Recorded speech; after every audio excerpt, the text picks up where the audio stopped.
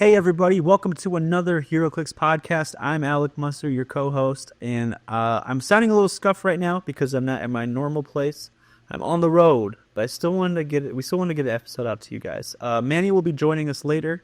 He is doing the Lord's work and is plowing state roads right now to make sure people get home safe. But we are joined today by the podcast co-host of Clixed, you might have heard of him, Daniel Powell. Howdy, howdy.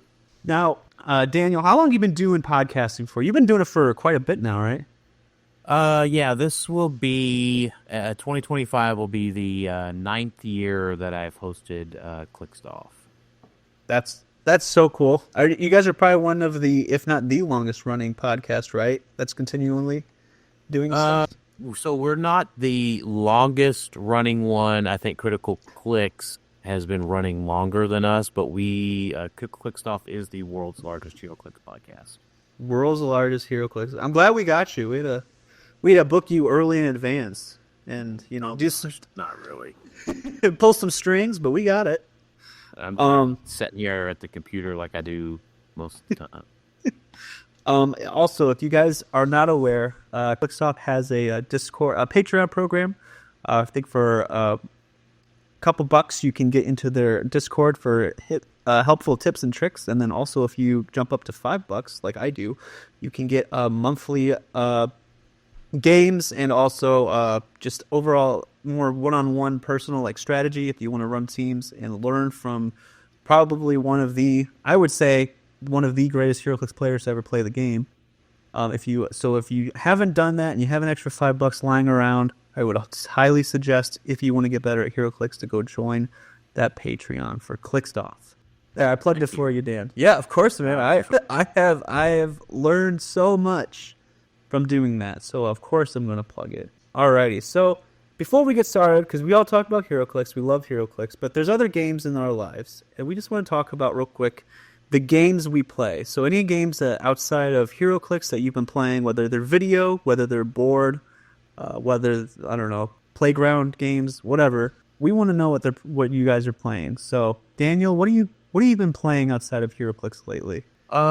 So mainly just probably Fortnite's the biggest thing because I play that with my son Theo. So that I don't know if we call that forced or not, but No. I do play a lot of Fortnite. And then I occasionally play Marvel Rivals, but I don't know, there's maybe not quite enough depth in Marvel Rivals for me to enjoy it. Okay. Excuse me. But yeah, I'd say Fortnite's probably the biggest thing, game-wise.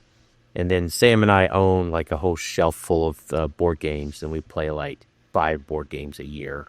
So we say we really like to play other board games, but we just end up running out of time. Do you ever find yourself coming back to the same ones that you've played that you just like, rather than trying out the new ones that you bought? Yeah, I mean, we play a lot of DC deck building when we play another board game. And then typically when we're trying out other board games, it is typically a deck builder as well. Okay. Did you ever do Marvel Legendary? We do have some of the stuff for that. I think my opinion is that the DC one has just a little bit better playability, but that's from a super casual, less than 10 games perspective. Yeah, that totally makes sense. Yeah, no, absolutely. Those are, I've played the DC deck building game. I find it very fun. I haven't played the Marvel one, but that's awesome. Those are some cool games. Do you play no build or do you play build on Fortnite? It's a big question. No builds. No build, okay. That's the way to play if you do play Fortnite, in my opinion. Yeah, the current season, not a huge fan of the swords and stuff. If anybody's played this season, I mean, I don't know. I play to have fun. So when there is overpowered things in the game, like the War Machine armor and stuff that was there a season or so ago, I don't know. It's more fun that way. The swords are just not up my alley right now. Gotcha. Yeah, I haven't played this season yet, but I did play during the Marvel stuff, so I am aware of the War Machines and the Cap Shield and stuff like that. Those are fun. just for they were, but overall they were kind of. I'd still use a gun, but Yeah, makes sense. the game that my wife and I have been playing is Cascadia.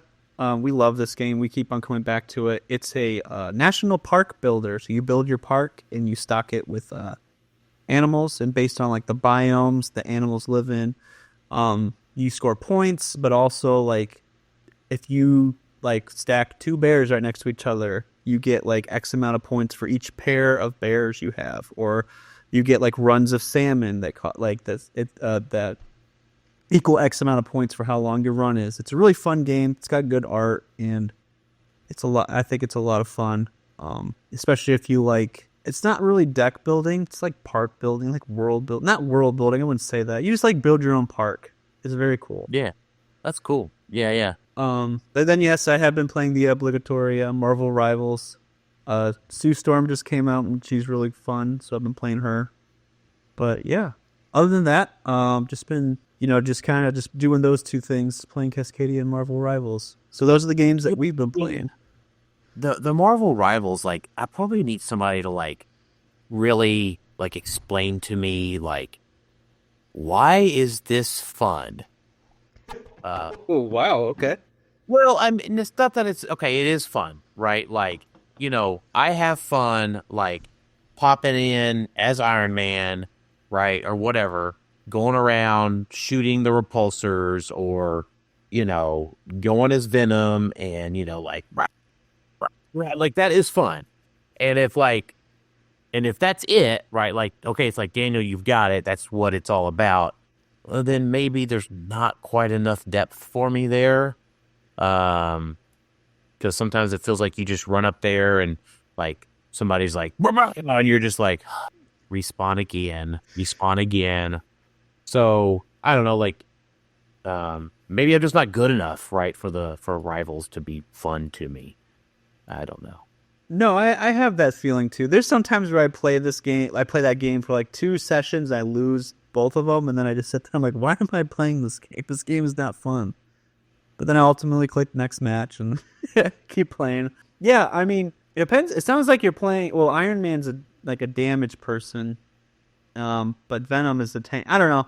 Sometimes I think those games, team-based games like that, where you really have to depend on your teammates, I think are the most fun when you play with people you know how to play with. And maybe that's the thing. I have not played with anybody that I know. Yeah, it's way more fun and casual, in my opinion, when you play with people and there's nothing really on the line, and you all have your positions and you can all switch, and you're not like fighting for a character or something like that. The more randomness you put in that game, the less fun it is, in my opinion.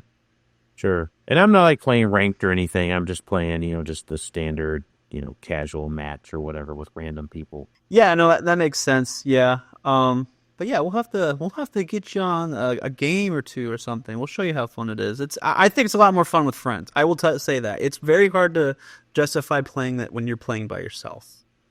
Okay. I'm willing to give it a try. Yeah. I just somebody got to explain to me how it's fun. Okay, we'll do that. All right, so let's talk about real quick. Daniel, you would just call yourself a 300-point modern aficionado. I don't know if you would call yourself that. I would call you that. You play a lot of 300-point modern. I would say you probably know more than the average bear about 300-point modern. What going into this Florida's coming up soon, Adepticon's coming up soon, and we have IC regionals and stuff like that. I know you're going to Florida, and I don't think you're going into the IC regionals, but what is your current take on the Metascape right now? Well, so I think, to really factor that in, you have to take a look at Collector's Trove really deeply. And, there is an IC regional, I believe, this weekend in New Jersey. That will not have Collector's Trove legal.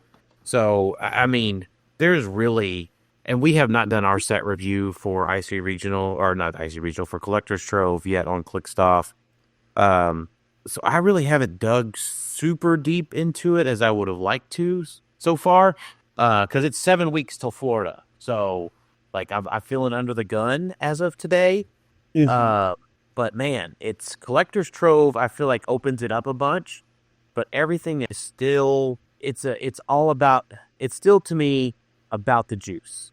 Fighting the juice, battling the juice. Have you played many games yet against Beetlejuice? Yeah, so we have been playing. So me and my test group, which is like Emilio, Gabriel, the Toledo boys, the Checkmate crew. I've been playing with Beetlejuice, and I've been making teams to make sure to lessen the effects of Beetlejuice as much as possible. Is he tough? Is he annoying? Yes. I don't think he is oppressive as we thought he was, but he's definitely incredibly annoying and very tough to deal with. Sure. I think the big thing that really helps is making sure that you have trick arrows, and then things like the splash damage arrow. His name is it's not the big arrow because that's the Quake one. Too dangerous. It's probably the biggest thing that helps out to help him get off those mastermind clicks. So I don't know. It just seems like it's unfortunate that you have to have a plan for Beetlejuice or your team is likely to just fall apart. Yes, I agree. What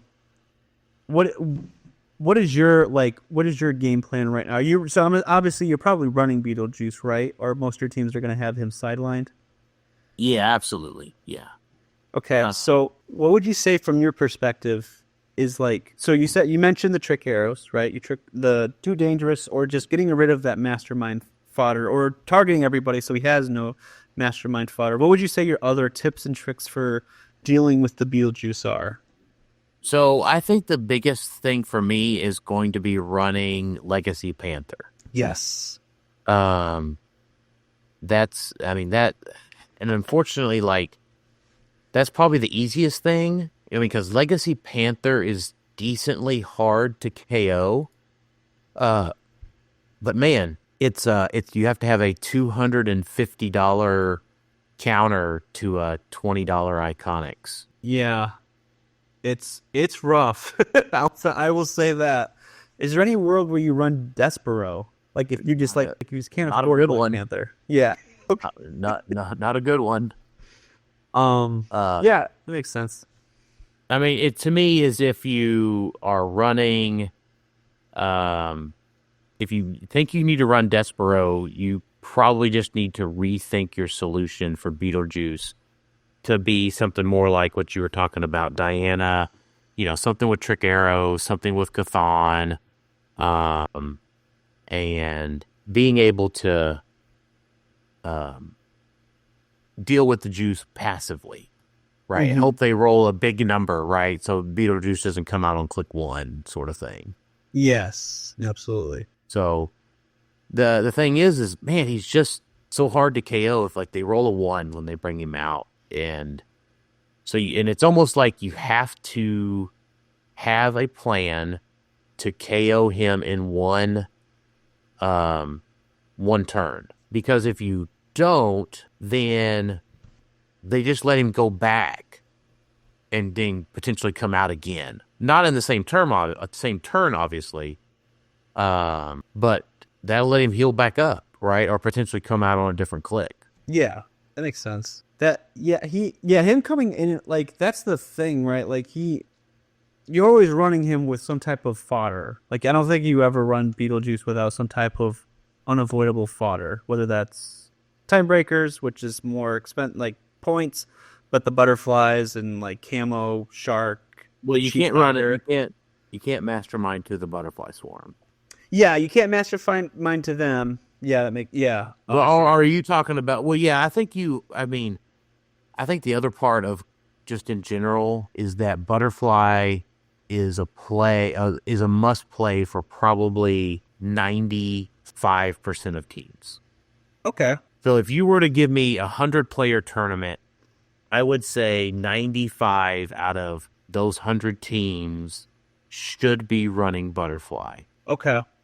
Now that's not to say that like a team can't be good without butterfly, but I guarantee you if you send me a team that I would say, man, butterfly would probably be better than XYZ piece that you have on the team to give you some flexibility.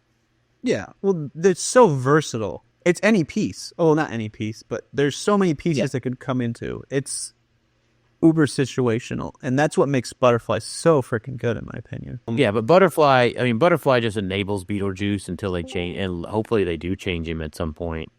Um, but the fact that Beetlejuice can go to the Pog, like you were talking about, the Butterfly Swarm or the Camo Pog, to not have to get it back off the board, and basically it's free, just makes him incredibly hard to deal with. Yes, no, 100%. We have Manny Ortega has joined us. He's been done doing the Lord's work, shoveling, plowing the streets for those to come safely home and go to work tomorrow. We're talking about your favorite thing in the whole entire world, 300 Point Modern. Yes. I'm so glad that is what I walked into. Okay, so yeah, so Beetle. So would you say like Daniel? Would you say like the four things you should be running on your team? And I'm not saying like 100%. This is 100% how you play the game. You have to play the game, but like unless you have a really good reason, you would say Butterfly, Beetlejuice, Heart-Shaped Herb, and the Phone Booth. Would you say that's like the big four right now? So yes, and Legacy Panther. And Legacy Panther. Yeah, I'm not so sure. The phone booth, you have to have a specific person with super strength to pick it up. Now that also means that you have to have another specific person to carry the heart-shaped herb. Mm-hmm. If not, like I understand that they're free, so getting them destroyed is not that big a deal. But I think within building heart-shaped herb and phone booth, you need somebody that'll carry it around. Yeah, that makes a lot of sense. I mean, like obviously, like Kong is the first offender I think about. Yeah. With the universal weapon, you could give anybody super strength. I mean, they would drop it at the beginning of the turn, but then you could just pick it up again if you wanted to. Yeah. No, universal. I mean, yeah. So you're talking about a complete review of the equipment in Collector's Trove too, because there might be some of that that's a must play too. Mm. And then within the trick arrows, we should be getting that Deadpool set next month in February, which should be legal before the IC regionals in Florida and Adepticon. So that might even be more of a reason to play trick arrows too. Oh yeah. Oh, because the new trick arrows. Yeah. That's right. Yeah. So I think if I were to sum it all up, Alec, I would say Beetlejuice on the sideline, Butterfly, Legacy Panther, the two objects we talked about, and trick arrows are probably the 6 top things to consider in Modern right now.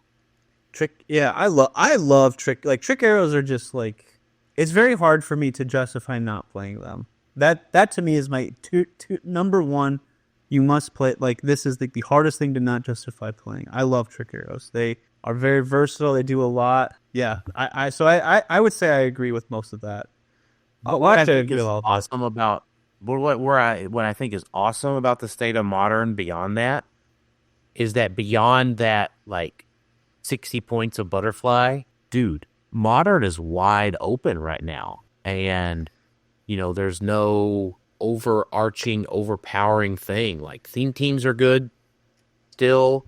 I think Az and Rob from Red, White, and Clixed proved that Unthemed is maybe ready to make a comeback. So that's what's really exciting to me about Modern above all right now is it is wide open. Yeah, I would agree. I like theme because it's fun. This makes sense. I mean, it's theme, right? But I mean, going unthemed, especially if there's synergy, like that's the big thing for me. If there's just like synergy that just works, and it's unthemed, like it just hope like it has like there's no other reason to not play theme right now. Like Scott Porters don't exist. There's nothing happening like that. I mean, there's characters like Madison that fit mystical teams, but then you could just play Space Coast and just break theme and have 2 perplexes that say safe grid prop in a TK and hard, et cetera, et cetera. So yeah, I would agree with you. I think non-themes are really good if the synergy is there. If a piece just synergizes so well then you gotta go, and but it's unthemed. I think it's cool to roll with that. I think, like, personally, I think Blue Beetle. I'm a big Blue Beetle fan. I'll probably play Blue Beetle until it's dead in the water. But he synergizes really good with like Mern and like Major Logan. But I don't want to play both of them on the team, so that's where Butterfly comes in. And so it has to be a broken theme at that point because they don't share any keywords. So yeah, I agree with you, Daniel. It's very wide open. That's what I love about it. Minus those couple things. But, all right, so let's jump into just a little quick segment. I'd like to say Juggernauts versus Juggerduck. I did not need to say that. I apologize. That makes it sound that way. You used your one word to get to the PG-13 rating for this episode. I did. I have to finally put the explicit thing on the stupid Spotify now. I have had many arguments with people, and Manny would know this, about whether, and I know they do separate things. They're not the same character, but Juggernaut from Collector's Trove, I believe to be a incredibly good piece. I don't think it's anything like meta-defining. Like, I don't think the meta is going to warp around it, nor do I think it's going to be played on every single team where it needs to be, but I think he is an incredibly solid piece. Some other people would say Juggerduck is the more better piece, and that's mainly because it's the prime version of the super rare. They're the same. They're the non-prime and the prime, so they're like the sister figures, I guess you could say. So I would like Manny and Daniel. We'll start with Manny. Because he hasn't talked much, and he's been doing so much for the community lately with shoveling snow and stuff like that we should give him a time to speak. But if you had to pick to build a team around and play, what would you say? Would you say Juggernaut or Juggerduck? I'm looking both of them up right now. That makes sense. So just so we're clear, Juggernaut, they both have pretty similar keywords, but Juggerduck has the Guardians of the Galaxy, so he's got traded probability control. He's got traded charge and combat reflexes when he uses charge. Me personally, All right, let's hear it. I'm playing Juggerduck. Get out of here. You're wrong. You're wrong, Manny. I'm playing Juggerduck on the fact that I need the PC. Okay, that's fair. He's got... Personally. And it's 65 points in my eyes. So it's less points than the Juggernaut. 65 points. Where do you see that at? I am at 50 with a motorcycle. Okay, I see. Yeah, with the... He's got Flurry, he moves through characters and elevated. That's something Juggernaut can't do. He can't move through characters. That's one of his biggest weaknesses. He has a little knockback thingy. He's got Safeguard opposing probability control when he uses charge. I didn't realize that. That's really good. He's got some funky keywords like politician and detective. I'm not too hip to the comic, but then that is a thing. Stop click. Yeah, I mean, I do like Juggerduck. I just don't think he's worth. To me, you have to be a really good prime to be a prime slot. But that's just me. I feel like Juggernaut is a little bit more durable and whatnot. So, all right, Daniel, what do you think? Oh, hello. Man, is it? I don't know if it's. Hello. There we go. Yeah, I was wondering what was going on. Okay. I didn't know if it was just me or not. Yeah, so we might have to back up there a little bit on Juggernaut versus Juggerduck. Okay. What did you guys hear last? Sorry. You were talking about how Juggerduck has probability control and the safeguard opposing prob is kind of where you cut out on me.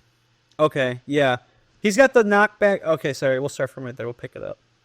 So yeah, Juggerduck, I mean, he seems like he's got a lot more going for him, but he's a prime. So that's like my biggest holdback on him.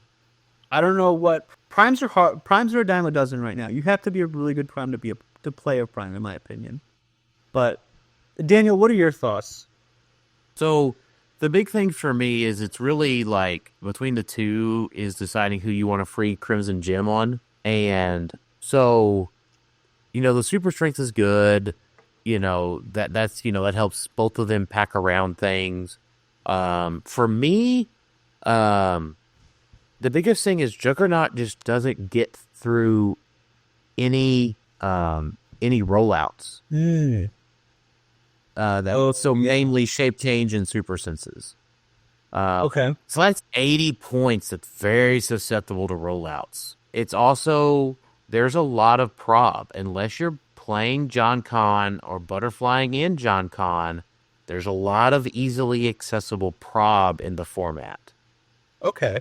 Whereas if you're going Juggerduck, what Juggerduck rolls is what Juggerduck lands. Now Kevin is a way to get around that because he is a Marvel character. But that safeguard opposing probability control is huge. Yeah. No, I forgot that he had that. Now, I don't. That doesn't change my opinion personally, but no, it makes it a little bit better of a case. Now, would you run him on a Guardians team? Probably not. No. Mystical would be the smartest option, right? Yeah, I mean, I think the biggest thing for me would probably be Animal. Yeah. Oh yeah. And so that gets him in with Butterfly.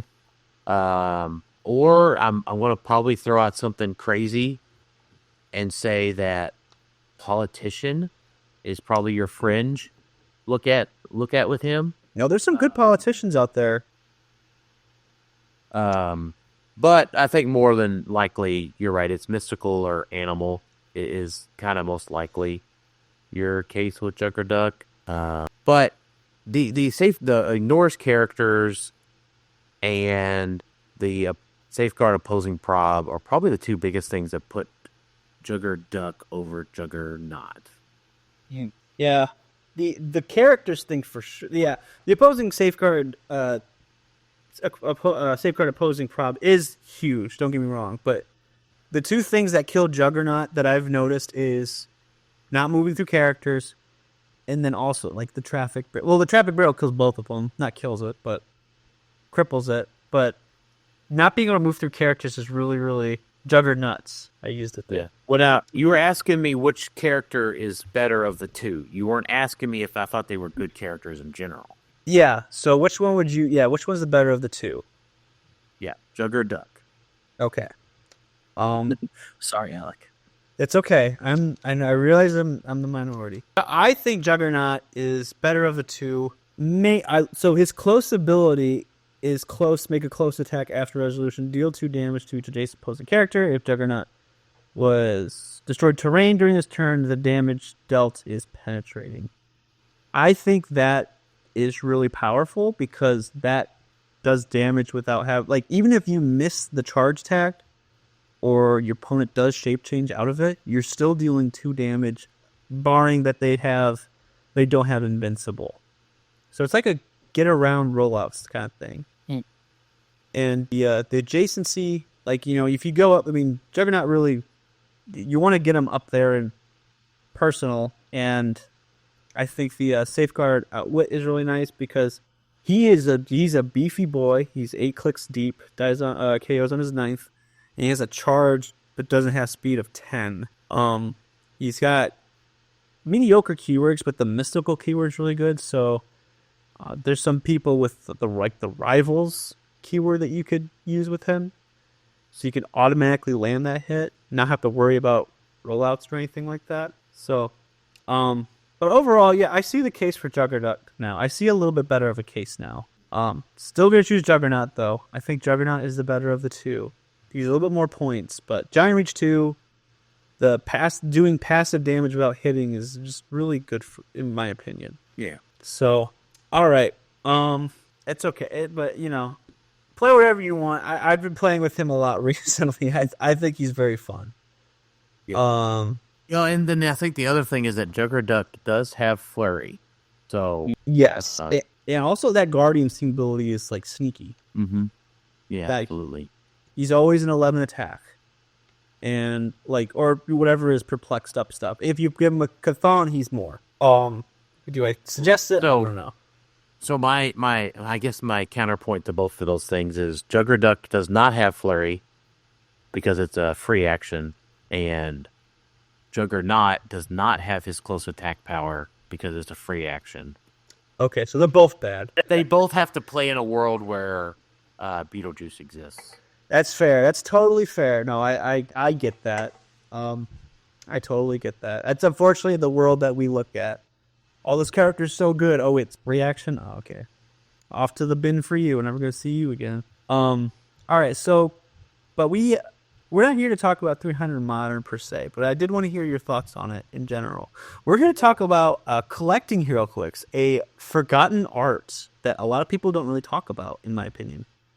I would say all three of us have some type of collection. We all collect stuff, whether it is Heroclix or anything else. So, let's just talk about collecting. Daniel, do you collect anything else outside of Heroclix? I do. So I'll talk about what I have collected. I have collected action figures, and I still have quite the extensive collection of Iron Man and War Machine action figures. I had several complete runs of sets. I've sold a couple of those off in the past few years after we moved. Because I just didn't have... Nobody was going to come see my collection of Iron Man stuff. So I really pared a lot of that down over the years. But I do have a rather extensive Heroclix collection. It is... Oh, you asked about other collections. Sorry. So Iron Man action figures. And then I do dabble in collecting antique garden tractors. That's so cool. And does that come from like a background in farming? It does. I have an agricultural background. I grew up on a farm. And, I'm just... probably a few reasons, all right? I would want to collect probably like larger, like antique tractors and that kind of stuff. But one, I just don't have a need. And two, they take up a lot of space. And three, my dad has several if I want to go use one or, take one to a show or something. So it was something to like add on to the family collection kind of per se. But I can actually use them around our property that we have. We live in rural Kentucky, so but that's kind of where that spawned from. And I got an idea probably about 6 or 7 years ago that I wanted one, and then I bought my first one about 4 years ago, and I have 3 currently. So I probably would have a few. I want a few more, but again, I take up space a lot more than Heroclix does. Kind of limiting myself on very specific things that I want to at least have or at least enjoy for a little while and then move it along instead of hoarding it forever like I do with my Heroclix. Did you? This is kind of in the same vein, but a little off topic. But did you ever have, like in high school? Did you have like farm boy strength? Yeah. That's an odd question. I haven't been asked that before. But I did. I did. You're making me regret, or you're making me feel like I'm old now because I've been out of high school for over 20 years now. But I'm sorry. Yeah, I did work on the farm. We did have cows. So I had that hay throwing strength. Now, by no means was I muscle bound or anything like that. I do lift weights these days, but even in some aspects, my dad can still show up, and he's in his mid-60s. But so he's had farmer strength his whole life. But it's a real thing. Oh, 100%. Oh yeah, absolutely. Remember Cole Amore and Kyle LeMaile? Yeah. Those are two boys, corn-fed farm boys they were the scariest people to line up. I played football in high school, but they were the scariest people to line up against because they didn't like work out or anything like that, like more than the normal person at the time. But they were just like literally like 2 steps of like strength ahead because of they were just always baling hay, always throwing hay, always on the farm. So farm boy strength's a real thing. Yeah, I mean, from like a kinesiology perspective, like the movements that farmers do with like lifting heavy weights, swinging sledgehammers, it is extremely hard to replicate those sorts of movements in a gym. So I think it's a lot where you see like, oh gosh, what's the crazy workout stuff? The CrossFit. Oh where, where I think they're trying to mimic a lot of what farmers do, like, you know, using sledgehammers to slam on tires and that sort of thing. But yeah, I think the secret to it, since you grew up in with some farm strength, is you have to understand that strength is derived from like working for like 10 hours straight, and then there's a bolt that has busted or something, and you have to get a rusted bolt off that's 50 years old, and you're in the middle of a field and a storm is coming. So like you really just draw on that inner strength, and you, like, you know, crack open that nut that's been rusted shut for 50 years. So it's strength because you have to. I love it. I love it, Daniel. That's awesome. So sorry to digress. Action figures, War Machine and Iron Man, and then also antique tractors. Yeah. That's good to know, Daniel. That's good to know. So really what I heard there was, if you really want to get fit, don't do CrossFit. Just join a farm. Hey, this is working a farm. Yeah. Go, you know, get some cattle. Go buy some farm equipment that's 50 years old. Suddenly have to rely on that equipment to make your living and your paycheck. And then that strength will develop. It's all. Plus, then you'll get actual good food, you know, like, or whatever you're farming. Right. Are you? Oh, sorry. Healthy food. Healthy food. Are you a raw milk guy, Dan? No, so that's the funny part about growing up on a farm. We never had a garden. We had cattle, but we never butchered them for ourselves. So Okay. I am 100%. Your food comes from the grocery store. I know that's kind of like what the country folks use as a joke on the city folks. But yeah, we never grew a garden. I still don't to this day. Realistically, where some of that comes from when you think of a farm, you got to have time to do all of that. And my dad had a decent sized grain operation at that time, along with the cattle. And at the end of the day, you just didn't have time to mess with all of that. A garden, and butchering that stuff, and, you know, milking cows. All of that takes an incredible amount of extra effort. That, you know, if you're, you know, farming a grain operation and a beef operation, like you just don't have the time in the day to do anything other than go to the grocery store. That makes sense. Yeah. Awesome, Dan. I love hearing about that. That's awesome. I love hearing to the other side of Dan. What about you, Manny? What do you collect outside of Heroclix? My biggest collection is probably my board game collection. We do have a huge board game collection. I think we broke 250 games the other day. Wow. Holy We have and we have 217, not 250, 217 board games, and usually a lot of them get played when we play board. Well, not a lot of them, but like they get cycled through a lot. But that's one of the big things I collect a majority of. And then me and Jessica have like a sticker collection. So like anytime we see a sticker or like get a sticker, we throw it in a big box that we have, and we have a box full of stickers. So we have that too. That's awesome. I think that's pretty much the main things I collect. Do you have board game strength? Yeah, I think so. I can pick up like maybe 6 at a time, dude. Wow. Yeah, Look at the guns on this guy. Big shoots over here. big blood game strength. Big board game strength. I used to try to do comics. It just became way too expensive. Then I don't really even collect Heroclix. Some sets I do. There are some sets, we'll get into that. There's some sets I'd like to try and get the full collection of. But every now and then, like, there's just sets where I just look at everything. I'm just like, all right, I'm just gonna grab these few figures and call it a day. There is these Jazzware Pokemon fully articulated figures that are like 6 inches long. Like they're kind of big, and they come with their stands. And they're Pokemon official, and I love the Pokemon's my favorite probably thing. Like not I should say fiction. I grew up on it, so like Pokemon's very near and dear to my heart. So when they come out with new sets and new waves of those, I try and get them. They're like $20 a piece. They don't really like super hold their value, but it's fun to try and collect them. The issue is shelf space for me right now. Yeah. But hopefully I'll remedy that. But my wife and I do collect shot glasses from everywhere that we go to. Like when we travel together, we try and get a shot glass. I know it's kind of cliche. I know a lot of people do that, but it's something that Megan and I very much like to do. What's your favorite drink for your shot glasses then? That's a great question.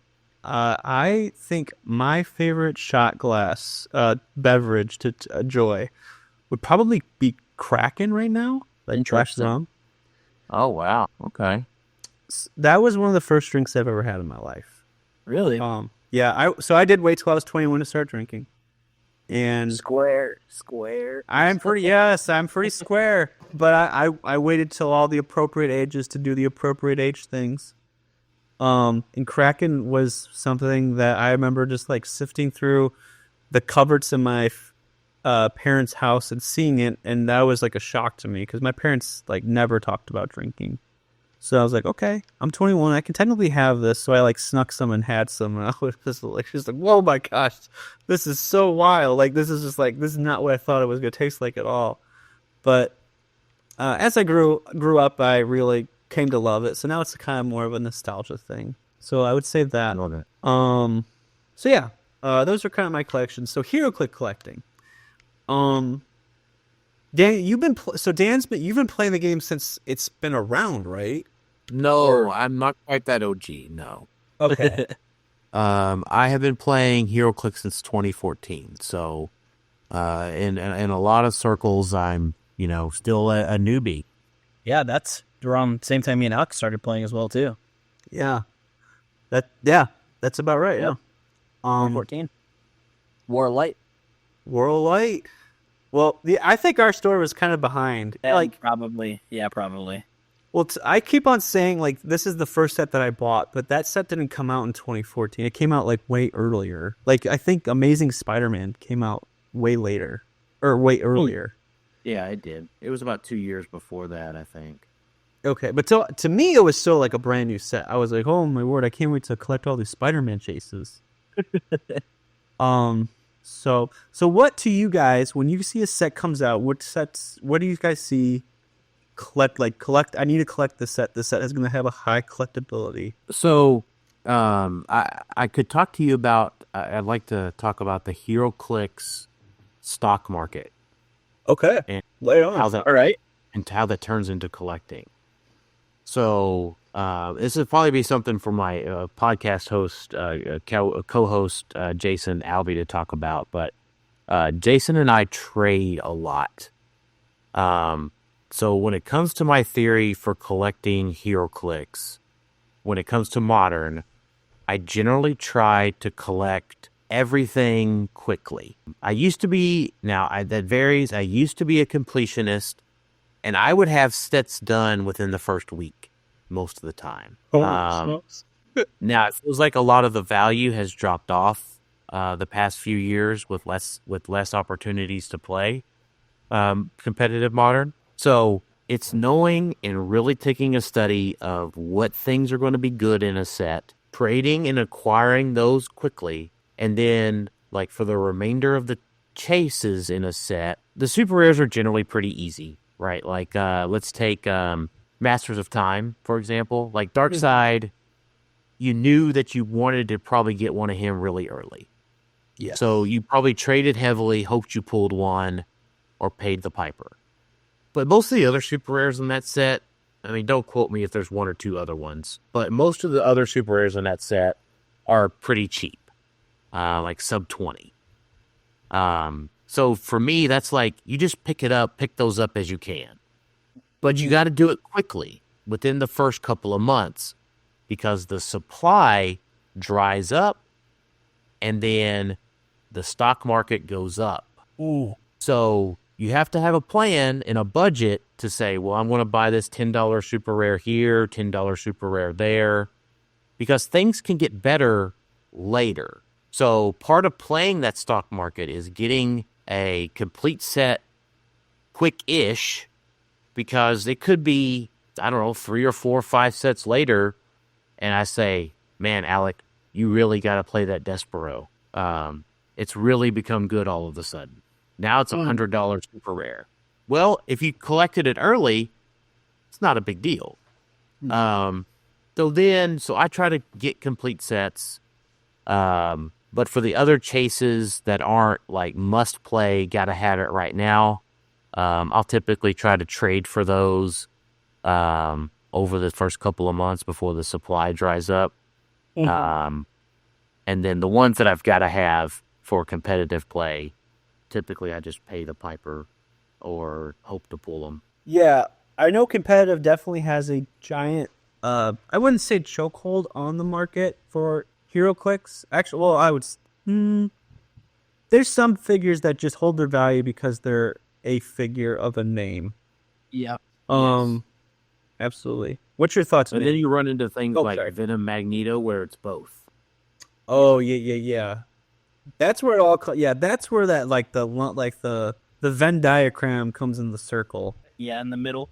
Right in the middle, it's Venom Mags. Venomized characters that are really good. Boy, Yep. Or symbiote characters in general, yeah. So it's Magneto. Oh, it's Magneto. Yeah, so Magneto as a character is typically really holds its value as a super rare level. Okay, I guess it's true. Then you add Venomized on top of it. Then you add in competitive play. There's probably a list of characters that maintain their value from just having the name on it. Magneto. No. So they're so common, right? And this is a little bit more niche. What would you say, Alec? I said Batman. Oh, yeah. Lanterns are real big, obviously. Magneto, like Iceman. Yeah, Iceman. Yeah, and I thought I had a few more than that on the top of my mind. But it's very like, you're like, why is this super rare $30? It's junk, right? It's no good. It has no competitive value. Well, it's probably because it's one of those niche characters that people really love. And that drives up their value. I would say Spider-Man, another one usually. A lot of Spider-Man chases go up in value just because they're Spider-Man. Yeah, high-level Spider-Man chases I would agree with that. Apocalypse, usually, pretty high. Darkseid. Yeah, usually. Ghost Rider is one of those.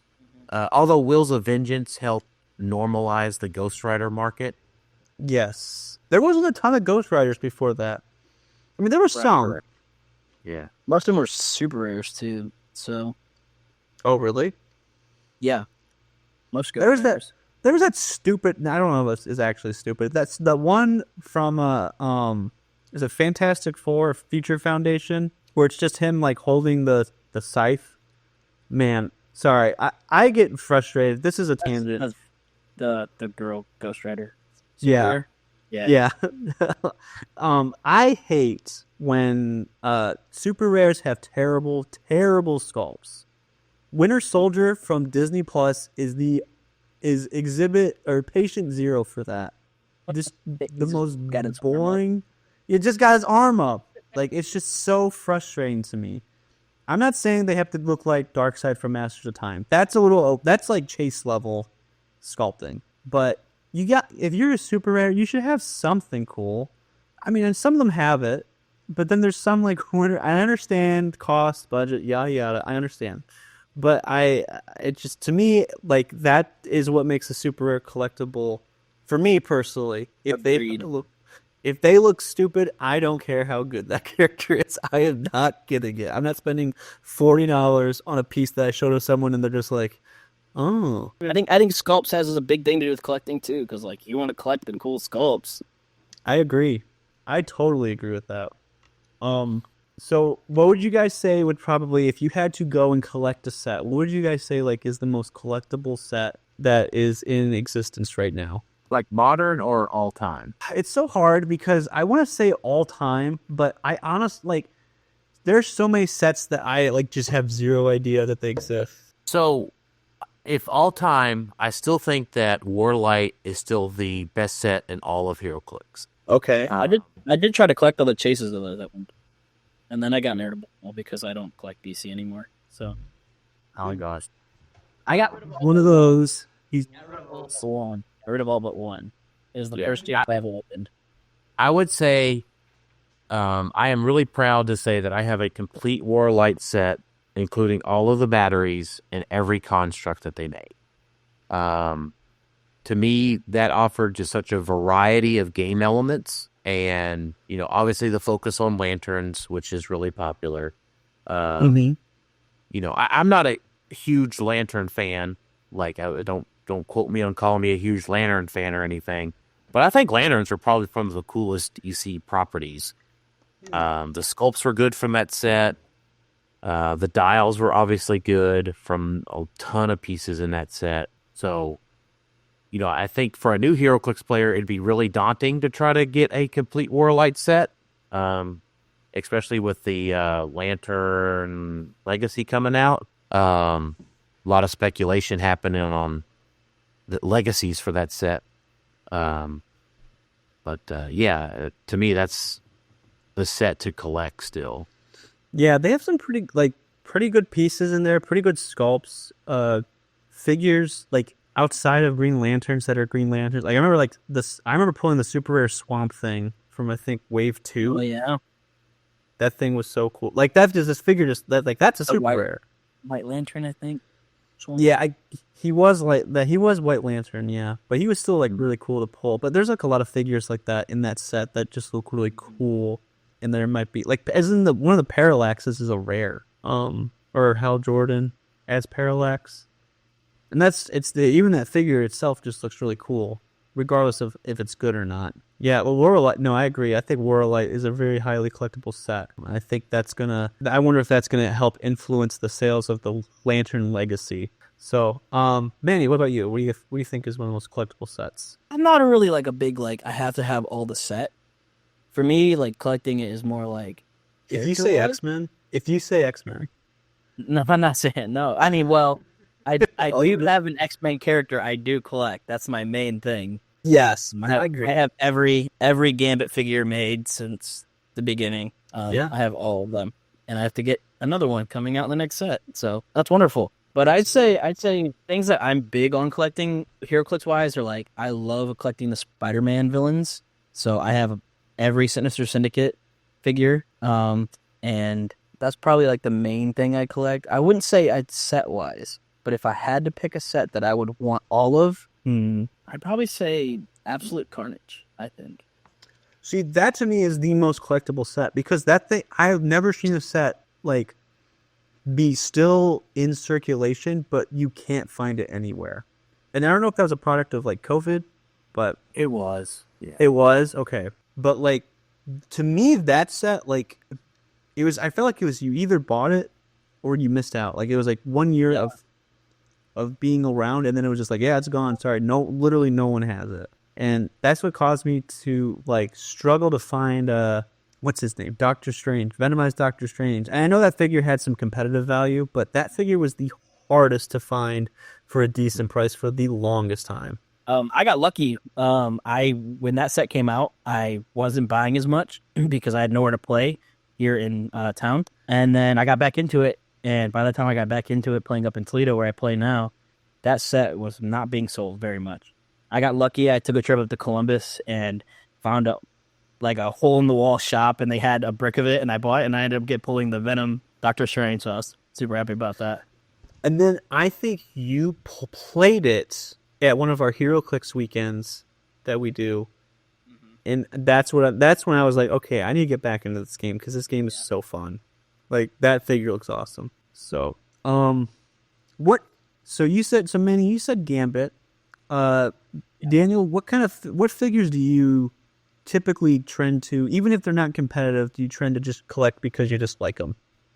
So I would say between Sam, my wife, and I, we have every Iron Man, War Machine, and every Wonder Woman figure that. Okay. Yeah, I like a lot of the War Machine sculpts.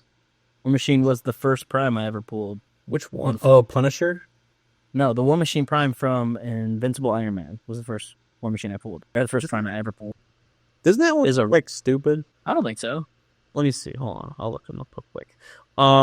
That probably came in handy with that probably comes in handy with legacy cards. I feel like they legacy a lot. Do they legacy a lot of Iron Mans? No, so I would say I'll explain my Heroclix collection a little bit. So I know folks that have like a nearly complete, like LEs from the boxed, the boxed LEs from the uncarded era, to a bunch of ancient stuff, including like the Toy Fair promo Wolverine. So my collection is not nearly that complete. I have a Rev set, I think, pretty much have a Rev set of everything pre-carded with a lot of uniques. And then I have a nearly, I'm going to say 98% complete collection of carded, of post Hammer of Thor carded stuff. Let me look at the sets real quick so I can say that accurately. No, I want to say from Chaos War, Galactic Guardians Ford. I have a complete set of Heroclix.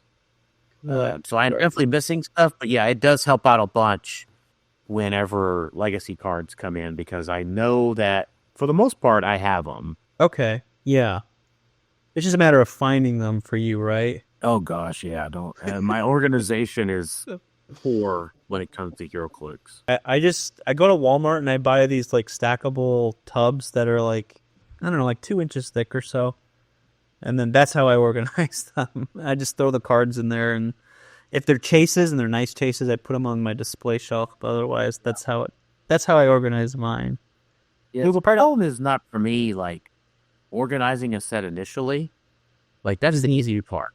It's just I can never play it because if I play it and get it out of its case, I have a really hard time wanting to put it back in its case.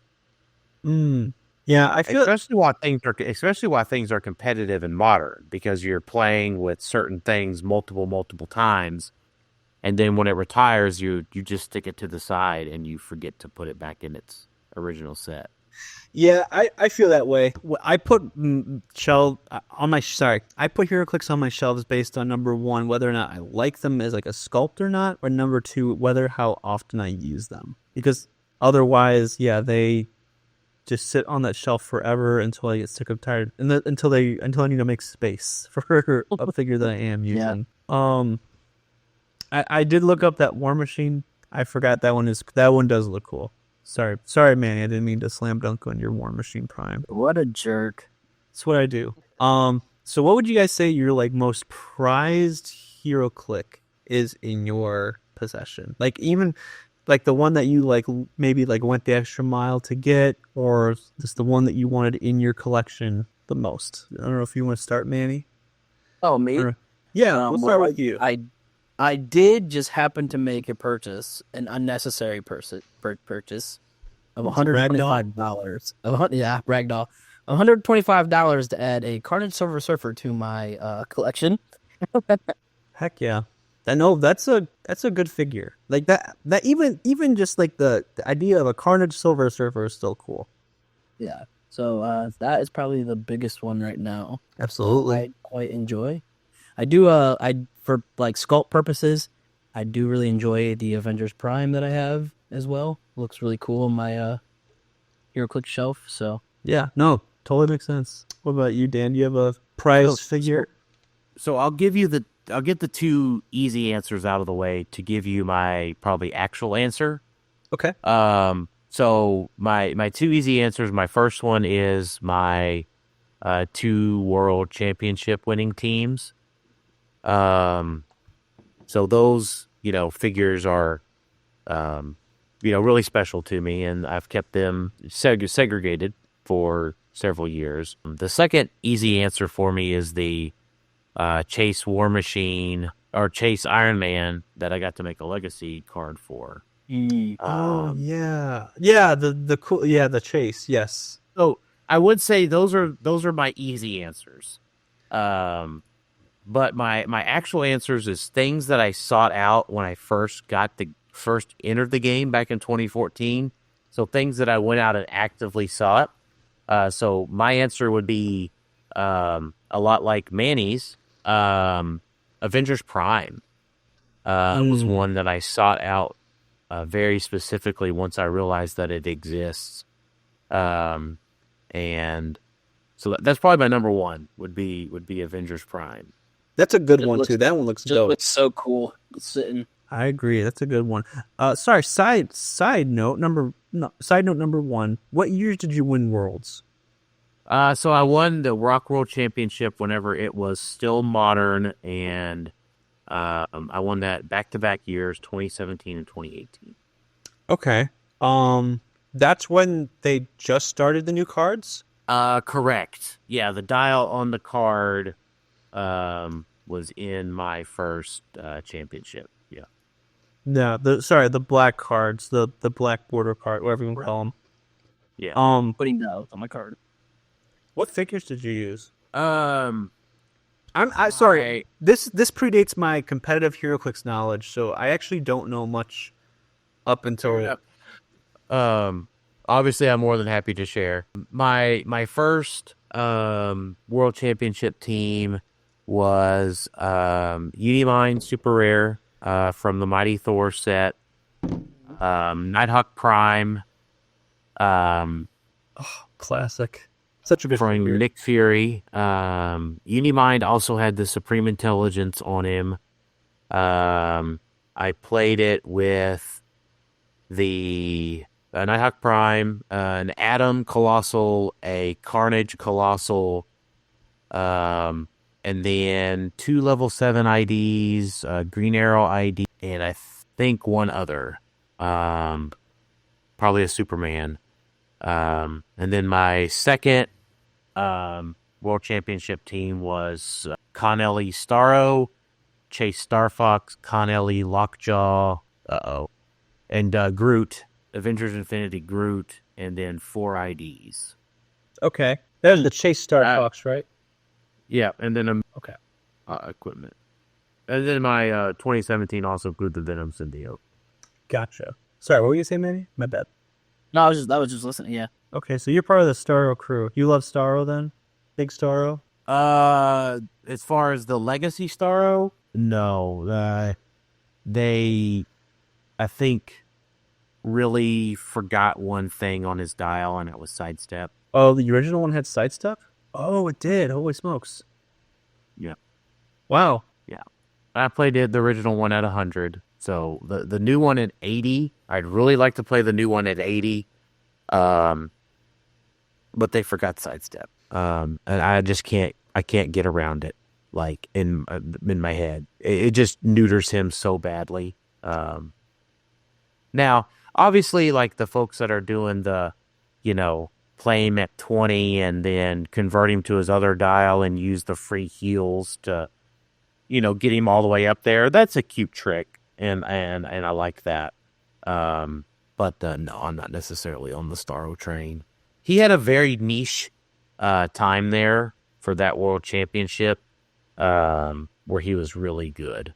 X-Men was the other really big team to play. Okay. And they keyed off a lot of attacks. Like if you attack the X-Men, they got the clap back. So the big way around that was mind control. Oh, I see. It was a very big, mind control was a very big counter at that time. Especially once you ran out of ID cards. So it's the headmasters from Xavier schools. They had free make a close attack, or Cyclops had a range attack, but only to target a character that damaged another friendly character with the X-Men keyword. Oh, interesting. Yeah, so you're talking about 6 or 7, a swarm of Wolverines and Cyclopses that all got to make free attacks, and you were calling them off of IDs. So, you didn't attack that team, and you did that by making them attack themselves. And was that was that Uncanny X-Men? Xavier School, X-Men. Xavier School X-Men, okay. Yeah. Oh, yeah, that's when the They have a ID lot of cards- good stuff. They did? Oh yeah, I think so. The set did. The Juggernaut was from that one, right? No. Oh no, that's the Xavier School. That's how it's specs. You're thinking the other set. made also by another world's champion on Clixed, which is so cool. Oh, the Cyclops shooting his ocular beam up into the air is from Xavier's school. Yeah, that's the headmaster one that they made a legacy of. Yeah, I used that for a while actually on my modern team when his legacy came out. I liked the extra action. That was pretty cool. Yeah, that makes sense. For me, so Arachnite will always hold a special place in my hearts because I think that's one of my favorite like comic book characters in general that they just never use. So I think Arachnite's really cool. So original. That's it. I know, right? I'm the only guy ever. Obviously, Ragdoll is up there. He's the greatest figure ever created. In terms of like the first moments of me like wanting to actually track down a figure, the two figures that come to mind were the Venom that came in the Deadpool set, the very first Deadpool set, but the variant where his tongue was out. The Agent Venom. Yeah. It was the regular Venom, Manny. Are you sure? In the first Deadpool? Yeah, it was Agent Venom. Agent Venom, yeah, with the guns, right? Yeah, he was swinging on the web and he had the gun, but every now and then you would get one that had a tongue, his Venom. Oh, yeah, you're right. Yeah, my bad. You're right. I just remember like wanting that Venom face so bad. I don't think it didn't do anything different. It wasn't even a prime. It was just like sometimes you got it, sometimes you didn't. I thought that was so cool. You know they did that another time as well? They did? Yep. Which one? Iron Man Super Rare from Nick Fury. Yep. There's a mask up and a mask down variant. That is so... I love... That stuff's so freaking cool to me. Which one is the more rare one? Do you know? I have the mask up one. I think it was mask up because there's no official... That's all conjecture. Right. That thing was beefy. 200 points? Jeez Louise. It had a 50-point line. Yeah. 9 attack. Well, what was good about that Iron Man is he had an ID card. Oh, all right. So you could call him in at 50, and he had some decent use there at 50, actually. Yeah, I'm reading him. He's pretty decent. Yeah, obviously he's way outclassed in like today's game, but yeah. Yeah, unfortunately. So that one, that Venom, but then also the LE Deadpool from the Giant Sized X-Men, like the black and white one. I think it's from Giant Sized X-Men. Yeah, Giant Sized X-Men. There was the Deadpool and Cable, but then there was also the Deadpool LE, where he's in his X-Force suit. That was for me like one that I remember just like looking and searching for. But when I was looking at the time, this thing came out a while ago. He was so hard to find. I couldn't find him ever, but I knew he existed. And this came out right before the Deadpool stuff. This is back when Deadpools were really scarce. I ended up getting him eventually, and so he's one of my favorites. I would say he's just really cool. And then honorable mentions to like Venom Doctor Strange is on there, and then Captain Venom as well. Captain America Venom. Just recently purchased that one too. You got to looking, Alec, and I just took a quick look at eBay. I am very surprised that you can still readily get both the tongue and no tongue version of that Venom pretty readily. Really? Are they about the same price still? Yeah, they're like $3, $2. Oh, interesting. Yeah, nothing crazy. Yeah, I didn't think they would ever get anything. I don't think they ever got anything crazy, but it was just like at the time, like buying singles just didn't like compute with my my brain. I was just like, I have to buy them from the boosters. Like, there's no other way. How it always is. It wasn't until later that I took the I gotta buy singles pill. And yeah, I mean, when I first started, I was buying brick after brick trying to get chases. Oh, I remember that you were the guy to trade with it back in the day. You had everything. Yeah. But yeah, collecting is so fun. Whether you collect, Heroclix, comic books, action figures, stamps, I don't know. But those are collecting's always fun. Obviously, you want to be careful. It's always a side thing. Never collect. I'm not a financial advisor. My wife is, but never collect stuff if you can't really afford it. I will say that. If it makes you happy, that's great. But make sure you keep your priorities straight. Yeah, I think that about wraps it up. Thank you so much for coming on, Daniel. Oh, you're welcome. Thanks for having me. Yeah. So we mentioned the podcast. Do you just want to give us a rundown of where we can listen to you? Like all the platforms that you're on. Yeah, I mean, the easiest thing to do is just clickstuff.com. Everything from there. But we're on pretty much all of the podcast distribution services. We have a YouTube channel, Facebook page, Facebook group, Discord. But yeah, probably the easiest thing to go is facebook.com/clickstuff. All of our links are there. And that Discord is is very active. I probably get about like 5 to 10 messages, not personal messages, just like in that Discord a day. Like it's very, very active. Yeah, so we want to help people out. I mean, that was the whole fundamental foundation of me wanting to join the podcast, because I took over the podcast from somebody. But Clickstuff is always focused on demystifying competitive Heroclix and making sure that everybody understands all of the intricacies of the competitive game and don't run into any gotcha moments. Now, before we go, real quick, just a real quick question for you, Daniel. That's 300 Modern related.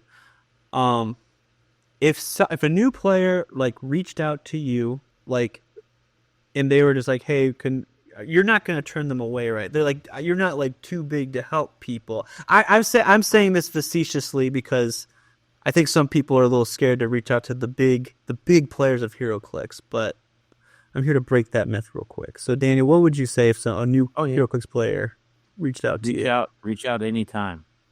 I'm glad to help. Yeah, I've reached out quite a few times, even though I feel like I'm bothering people. But I think most Heroclix players, especially like high level, they just want to talk about Heroclix sometimes.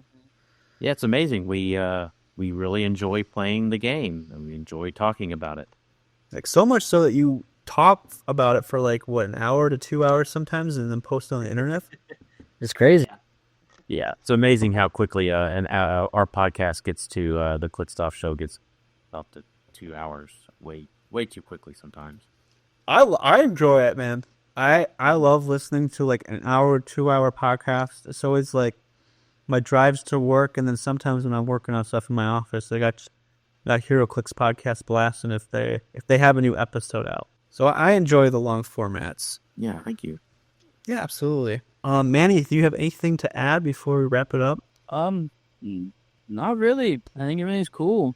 Even if you're not into playing Heroclix, collecting is also a great thing to do with them as well. So I follow a person on TikTok, and she is a Scarlet Witch collector. She only collects Scarlet Witch things, but she collects everything Scarlet Witch, and one of her like wants for 2025 was the Hellfire Gala Scarlet Witch. And that thing looks awesome. So people go outside of the realm of just to collect certain things. So Heroclix are definitely a collectible thing as well.